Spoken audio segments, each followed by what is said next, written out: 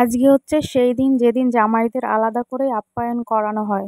দেশি মুরগির মাংস, চাটনি, শালির রান্না এত ভালো লেগেছে, জামাইবাবু পুরো চেটে পুটে খাচ্ছে, থালা পরিষ্কার। Hello everyone, good morning. তোমরা সবাই কেমন আছো? আশা করি ভালো আছো, সুস্থ আছো। আমিও খুব ভালো আছি।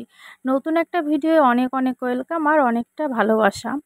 এই যে সকালবেলা প্রত্যেকটার মেয়ের কাজ কি থাকে, প্রথমে ঠাকুরের জন্য ফুল তোলা। আমিও প্রত্যেক দিন ঘুম থেকে উঠে আগে যাই ফুল তুলতে। ফুল তুলে রেখে তারপরে বাকি কাজ। তো ফুল তুলে চলে আসার পরে যে বাসি কাজগুলো থাকে, ঘর ঝাড় দেওয়া, উঠোন ঝাড় দেওয়া, টেবিল পরিষ্কার করা, সব কিছু পরিষ্কার করে তারপরে চলে এসেছি রান্না করতে। আজকে একটু তাড়াতাড়ি এসেছি, যেহেতু আজকে খুব একটা স্পেশাল ডে।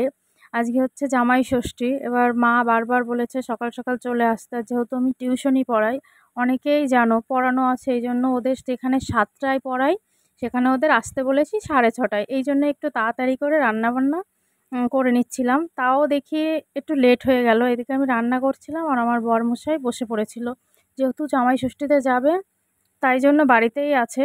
আর যেহেতু সানডে ছিল, ও দেখি একটুখানি ওদের পড়াটা ধরছিল। আমি বলছি খুব ভালো করেছো, যেহেতু আজকে একটু তাড়াতাড়ি ছুটি দেব।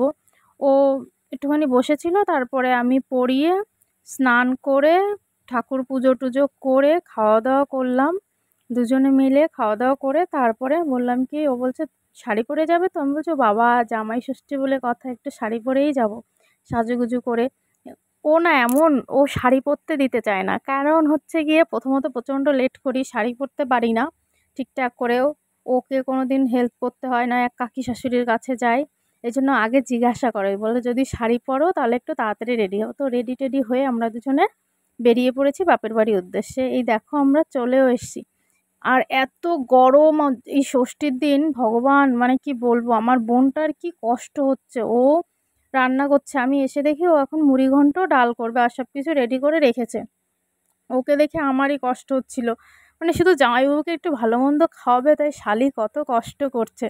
রান্না বান্না প্রায় শেষের দিকে, শুধু ছিল চিংড়ির মালাইকারিটা রান্না করতে। তখন আমাকে বলছে দি নারকেলটা একটু কুড়িয়ে দে, আমি চিংড়ির মালাইকারিটা করে স্নান করতে যাব, তুই পাঁপড়গুলো ভেজে নিস। আমি বলছি ঠিক আছে। তো ওকে নারকেল কুড়িয়ে দিয়ে আমি পাঁপড়গুলো ভেজে নিয়ে, বোন স্নান করে এসে তার জামাইবাবুর জন্য সব গোছানো শুরু করেছিল। সব বাটিতে মাংস মাছ সব তুলছিল। ও শুধু আমার মা মাংস 2 রকমের হয়েছিল, সেই মাংসটাই রান্না করেছিল, হাঁসের মাংস, দেশি মোরগের মাংস।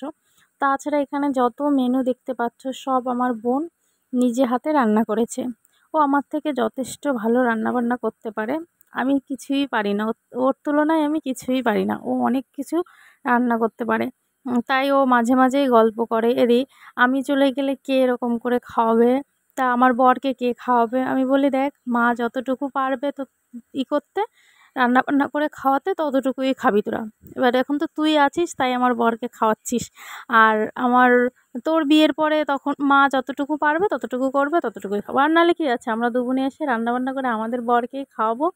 তো এই যে আমার একটু ফটো তুলে নিচ্ছিলাম, বলছে একটু ফটো তোল। তো এই যে টেবিল সাজানো হয়ে গিয়েছে। শেয়ার করি। সাদা ভাত, কাতলা মাছ ভাজি, বেগুন ভাজি, আলু ভাজি, গাজর ভাজি, পটল ভাজি, ভেন্ডি ভাজি। এইদিকে হচ্ছে গিয়ে মুড়িঘন্ট ডাল, পটল চিংড়ি, চিংড়ি মাছের মালাইকারি, কাতলা কালিয়া, হাঁসের মাংস, দেশি মুরগির মাংস, চাটনি, পাঁপড়, দই, মিষ্টি। এখানে আছে 5 রকমের মিষ্টি, স্যালাড, 5 রকমের ফল আর সাথে জল। কত কষ্ট করে আজকে আমার মা বোন রান্না করেছে। সব আজকে জামাইদেরই বাজার, মেয়েদের কোনো দাম নেই, কি বলবো আর। তো এখন আমার বর খাবে এইগুলো, এখন ডাকা হবে। চলো। আজকে যার জন্য এত আয়োজন, তোমাদের দাদাভাই চলে এসছে। আর আমার বর মিষ্টি জিনিস খেতে একদমই পছন্দ করে না। খেতে হয় তাই খায়, ওকে ঝাল জিনিস যত কিছু দেবে ও মোটামুটি খেতে পারে। কিন্তু ও প্রত্যেকবারই বলে যে এত রান্নাবান্না করার দরকার নেই, এত খাওয়া যায়। আর দেখবে জামাই ষষ্ঠীর দিন এত গরম দেয়, মানে সহ্য করা যায় না এত গরম। এই আজকেই দেখো না প্রচণ্ড গরম, তা ও সব দিনই বলে যে এত কিছু করার কোনো দরকার নেই, সিম্পল রান্নাবান্না করলেই হতো। তার শালি রয়েছে, শ্বশুরবাড়ির লোক কি শোনে। আর আমার এই বিয়ে হয়েছে প্রায় 2.5 বছর। আমরা যখনই টাইম পাই, যখনই খাওয়ার সময় দুজনে এক জায়গায় থাকি, আমরা এখনও এক থালাতেই ভাত খাই। আর ও আমার যদি খাওয়াও হয়ে যায় বা ও যদি আমার আগে খায়, তাও আমাকে ডাক দেবে, আসো হা করো এক গ্লাস খাও। মানে ওর হাতের ভাত না খেলে এমন হয়েছে এখন, ওর হাতের ভাত না খেলে বা ওর সাথে ভাত না খেলে আমার মনে হয় পেটই ভরে না। একটুখানি খেয়ে আমি বললাম, তুমি আজকে খাও, আজকে তোমাকে ডিস্টার্ব করব না। বাবা এত ভালো হয়েছে রান্না, দেখো শালির রান্না এত ভালো লেগেছে, পুরো চেটে পুটে থালা পরিষ্কার করে খেয়ে নিচ্ছে। অবশ্য আমার বর যখনই খাই রান্না এত ভালো লেগেছে, খেয়ে খেয়ে হাঁপিয়ে গেছে। খাওয়ার জায়গা নেই, দই না খেয়ে উঠে যাচ্ছে। খাওয়া দাওয়ার পরে ঘুমিয়ে পড়েছিলাম, ঘুম থেকে উঠে দেখি পুরো সন্ধ্যা লেগে গিয়েছে। তো ভিডিওটি এই পর্যন্ত, যদি ভালো লাগে লাইক কমেন্ট শেয়ার, আর যারা ইউটিউব থেকে দেখছো তারা প্লিজ আমার চ্যানেলটি সাবস্ক্রাইব করো, আর ফেসবুক থেকে যারা দেখছো আমার পেজটি ফলো করে নিও। তো দেখা হচ্ছে নেক্সট কোনো ভিডিওতে।